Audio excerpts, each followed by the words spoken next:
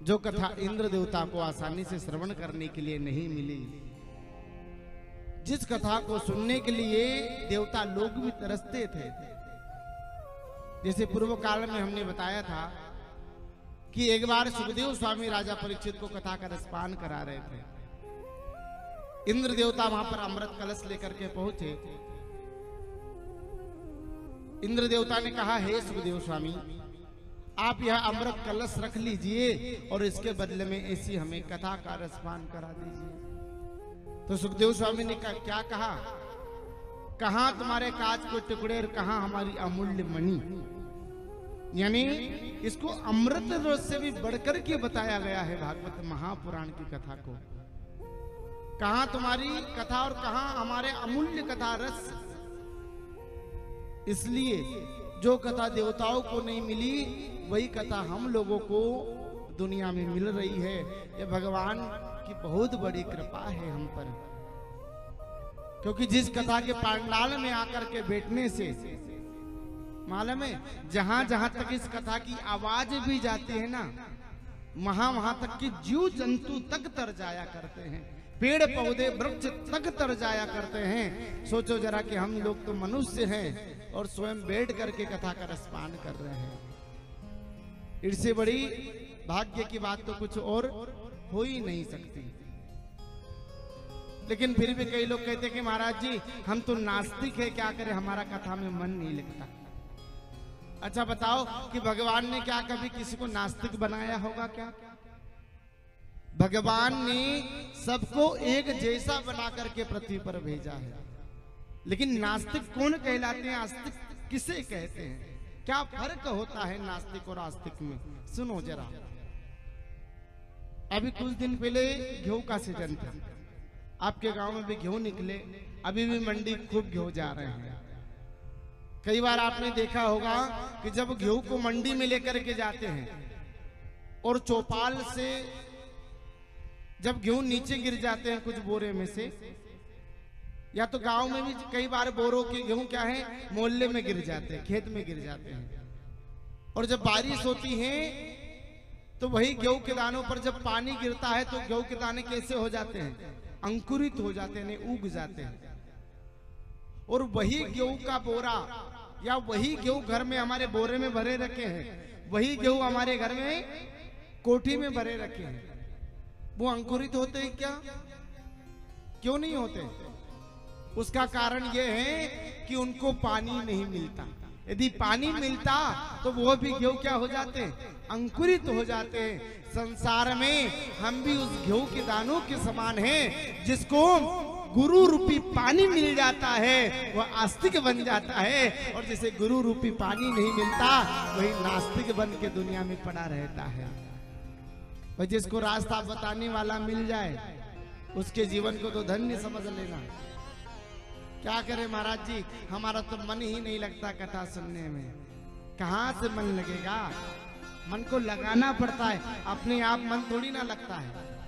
कथा में आकर के बैठो, उसको सुनो, समझने का प्रयास करो। भाई चीज सामने रखी है, तुम सोचो कि उसका रखे रखे हमें स्वाद आ जाए तो क्या आएगा? उसके लिए उसको खाना पड़ेगा, उसको चखना पड़ेगा, तब जाकर के इसका स्वाद आता है। रखे रखे स्वाद थोड़ी ना आता। उसी प्रकार भागवत महापुराण की कथा तो बहुत मीठी है, लेकिन इसका स्वाद कब पता चलेगा? जब इसे हम श्रवण करेंगे, जब इसे मनन करेंगे, जब इसका चिंतन करेंगे, तब जाकर के आपको पता चलेगा कि कथा कितनी मीठी है। लेकिन हम लोग तो क्या करते हैं कि संसार में आए जरूर, लेकिन धन पैसे कमाने में इतने लगे हैं कि भगवान को ही भूल गए हैं।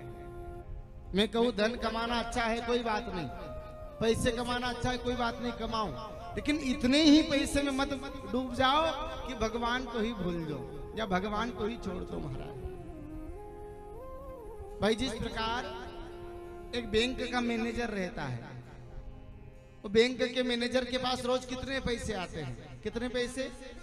लाखों करोड़ों रुपए आते हैं बैंक में। अच्छा बताओ कि वो बैंक मैनेजर क्या वो पैसे को अपने लिए इस्तेमाल कर सकता है?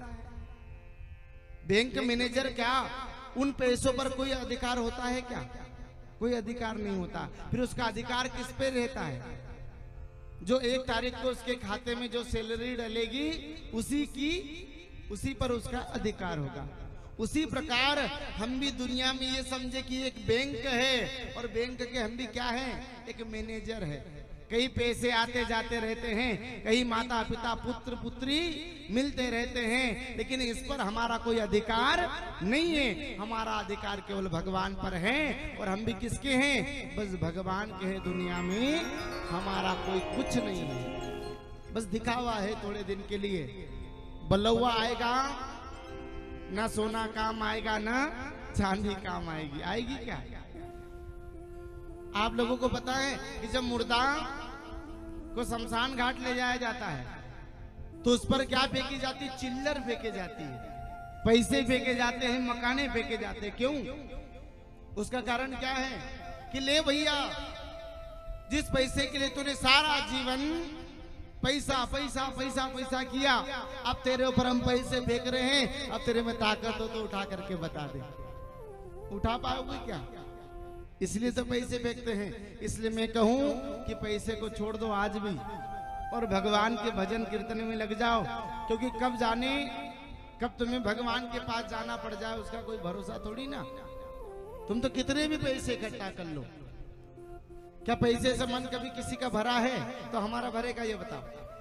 जब टाटा बिरला मुकेश अंबानी का पैसे से मन नहीं भरा तो हमारा मन क्या भर जाएगा? कोई पैसा कमाओ में मना नहीं करता, घर परिवार चलाने के लिए पैसा सबको लगता है, लेकिन इतने ही पैसे में मत डूबो कि भगवान को ही तुम भूल जाओ। अभी 1 साल भर पहले की सत्य घटना मुझे याद आई, सुनना। इंदौर का नाम तो लगभग सभी ने सुना भी है। इंदौर की सत्य घटना साल भर पहले की, जब कोरोना काल आया था, जब की घटना है।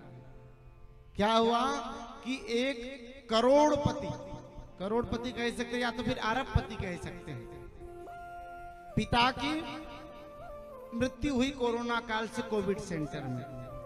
अरबों रुपए घर में इतने पैसे भरे हैं कि घर के कमरे छोटे पड़ गए, इतने पैसे भरे हैं।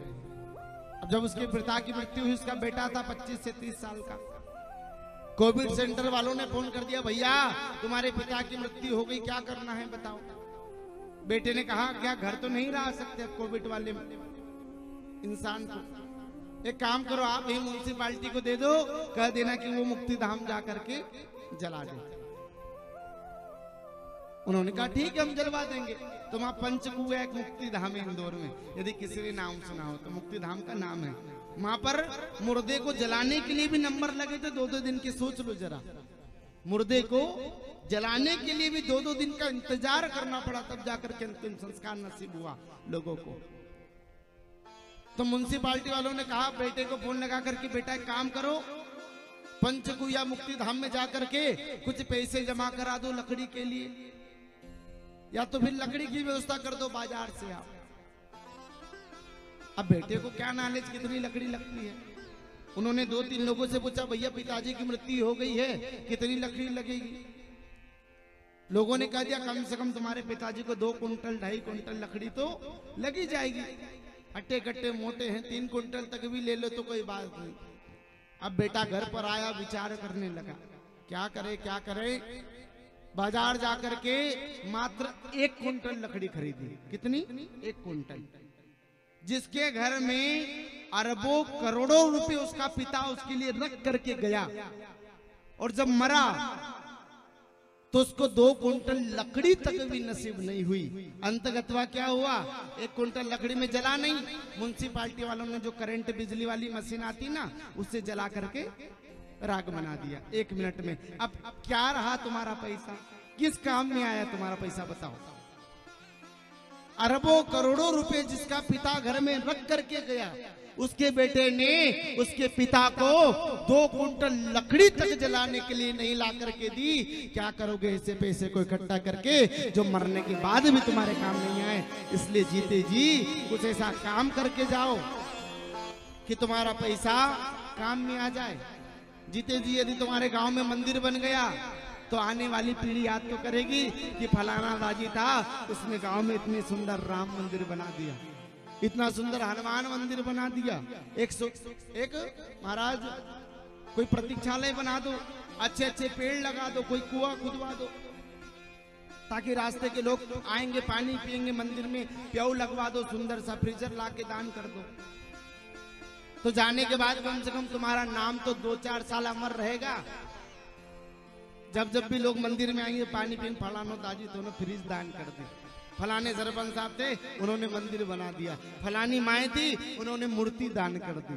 यही साथ में जाता है, बाकी साथ में कुछ नहीं जाता है। इसलिए मैं कहूं कि जीते जी कुछ ऐसा काम करना मैया कि जाने के बाद तुम्हारा नाम रह जाए, मरने के बाद न तो कोई बेटा साथ देगा, न कोई बेटी, न कोई भी साथ नहीं देगा। देता है क्या? मरने के बाद तुम्हें आधा घंटा भी घर में नहीं रखते हैं, जल्दी करो दादाजी को जलाना है। कहाँ गया तुम्हारा परिवार?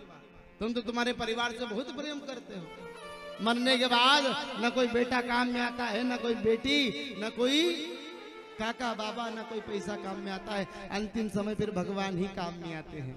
इसलिए जीते जी कुछ ऐसे कर्म कर लो